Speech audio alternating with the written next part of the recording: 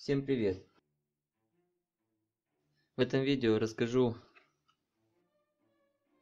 о терморегуляторе MH1210B. Значит, он на 220. Вот так он на 220 есть. В таком же корпусе есть на 12 вольт, на 24. Ну, 110 вольт это наверняка в наших странах не постачается, но 220, 12, 24. Но вот это конкретно вот эта модель, она на 220 вольт. Значит, у него вот получается 7 входов или 7 контактов. Значит, вот эти 1, 2, 3, вот это и есть основное рабочее реле. 2 контакт под номером 2, он основной, то есть вот с него подается питание на третий и на первый. Значит, первый контакт работает как обогрев, третий контакт работает на охлаждение, то есть он двухканальный. Шестой и седьмые контакты, клемники, это получается у нас сенсор, имеется в виду термодатчик. Значит, в таком вот корпусе, он достаточно надежный корпус. Все нажимается удобно. Здесь такие фиксаторы даже. Вот, то есть получается, мы сделали место для него в корпусе, монтажное место, и вот получается фиксаторами фиксируется и надежно держится. Вот. Так, теперь давайте. Это получается защитный такой вот кожух сверху контактов. Сами контакты тут внутри. Давайте открутим, посмотрим.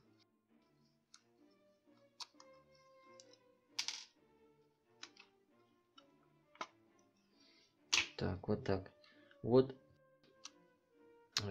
и сами контакты, клемники. Питание, термодатчик и рабочее реле. Так. Давайте мы снимем вот эти фиксаторы с него.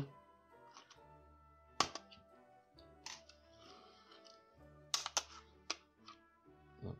Разберем его, посмотрим, что внутри.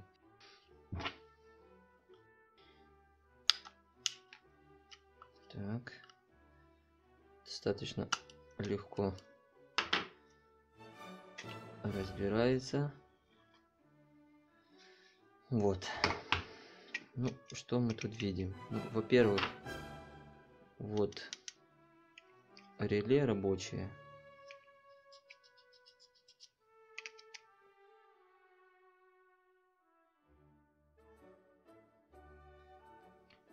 (12 вольт, 10 ампер). Вот, и 12 китайское производство. Ну, 10 ампер на выходе рабочие. Ну, конечно, я не рекомендую, она слишком маленькая для 10 ампер. Больше 5 ампер я бы не советовал подавать через нее. Ну, как бы тут дорожки к ней дополнительно усилены, но все равно лучше не рисковать. И если есть нагрузка больше 5 ампер, то лучше давать через внешний контактор. Это будет надежнее, чем спалить регулятор. Это у него блок питания, импульсный блок питания. Так, ну, сейчас мы снимем эту крышечку.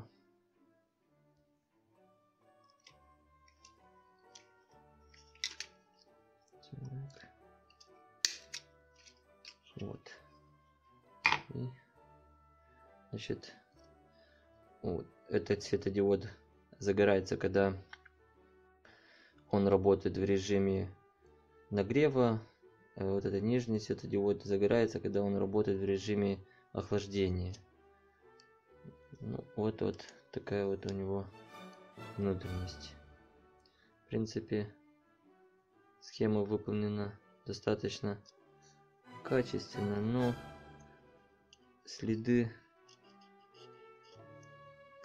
флюса и канифоли остались.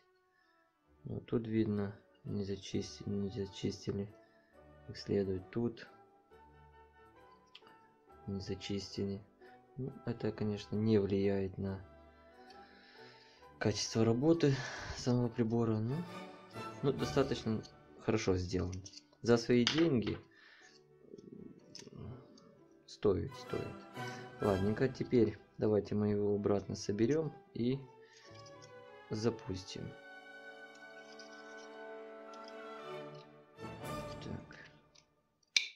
Вот так очень легко собирается. Видим, да, то есть все держится достаточно крепко, ничего не болтается. Это, кстати, болтаются сами вот винтики в клемниках. А так сама плата не болтается внутри. Кнопки тоже хорошо уселись. Так, ставим эти фиксаторы на место. Так.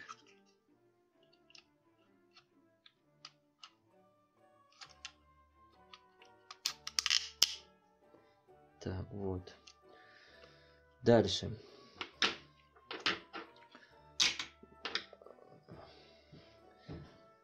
Теперь давайте мы его подключим.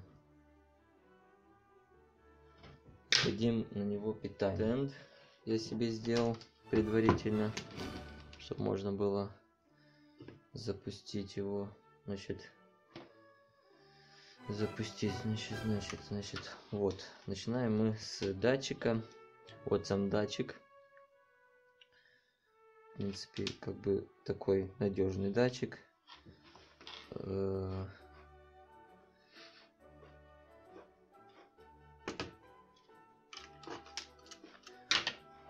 Так, вкручиваем. Вставляем датчик, не имеет значения.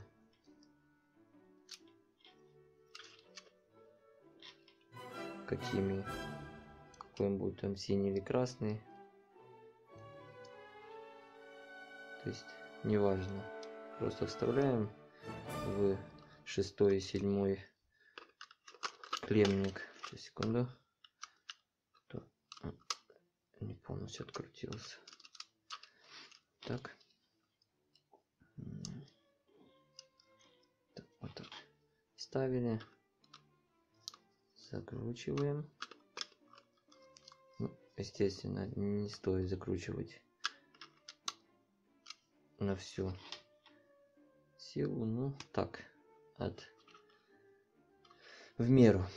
Так, теперь подаем. Смотрите. У меня один из проводов, вот этот вот, как бы сейчас вот этот кабель, он подпитан. Но это 0. То есть предварительно, естественно, как работает, надо постоянно проверять как минимум обычной отверточкой индикаторной.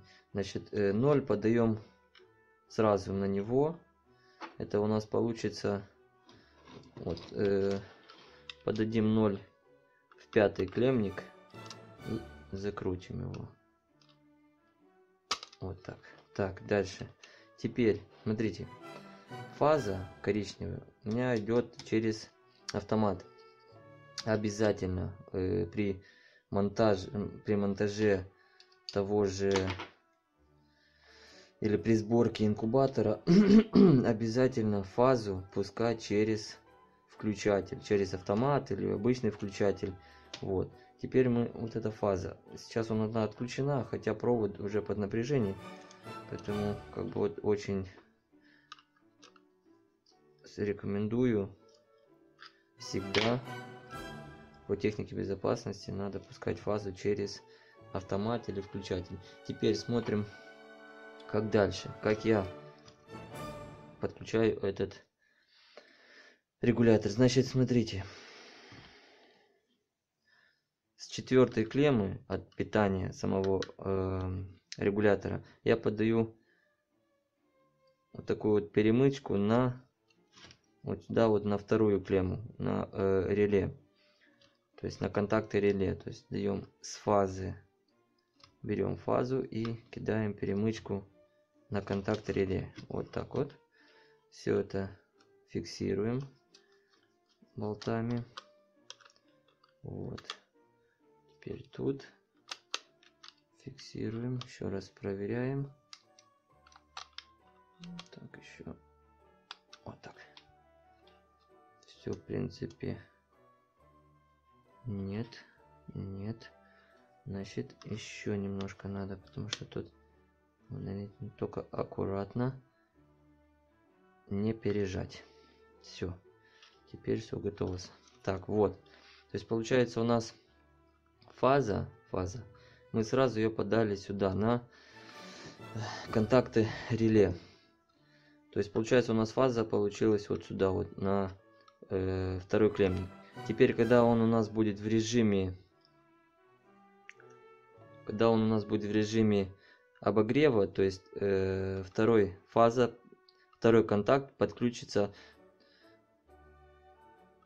к первому. То есть фаза пройдет дальше через первый контакт, через первую клемму. Значит, если мы выберем режим охлаждения, то, естественно, фаза пойдет через третью клемму. Вот она. То есть, да, запомнили же, да, что первая клемма это режим нагрева, третья клемма это режим охлаждения. Так, ну, вроде все. Ну, теперь подключим сам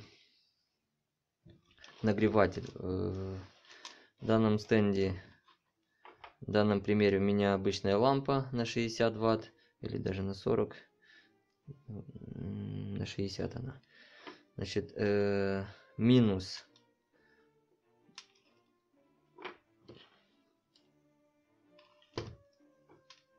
так, стоп, еще разок.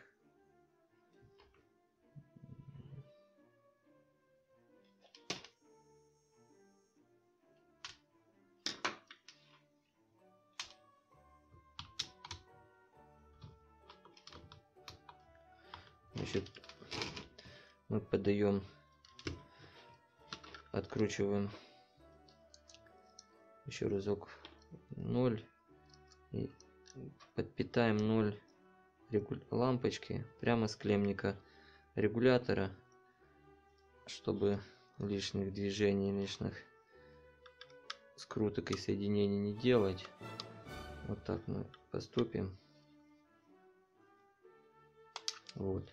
То есть получается у нас идет, вот видно, да, у нас идет 0 к самому регулятору, и отсюда же 0 поступает уже к элементу нагрева. Если говорим о инкубаторе, это, конечно, может быть обычные тоже лампочки или спираль, неважно. Так, дальше, значит, и вот второй контакт лампочки нагревателя, то есть мы его подключаем к первой клемме. Если мы подключим его к первой клемме, то получится у нас датчик будет работать в режиме нагрева. Если подключим к третьей, то он будет работать в режиме охлаждения, но, естественно, смысл от лампочки. То есть в режиме охлаждения, ну, я так понимаю, что лучше в режиме охлаждения лучше подключать вентилятор или что-то типа этого. Вот, мы подключаем это сюда, закручиваем.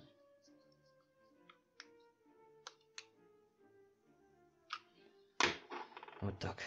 Ну, в принципе, вот как у нас в общем схема подключения этого терморегулятора.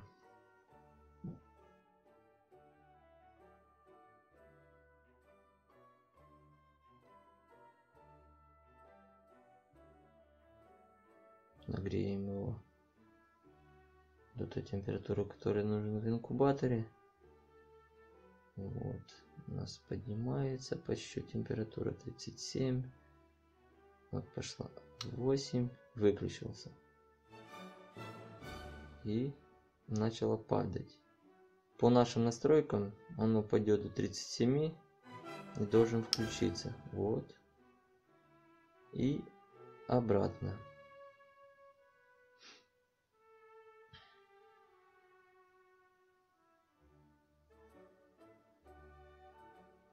(37,8) выключился.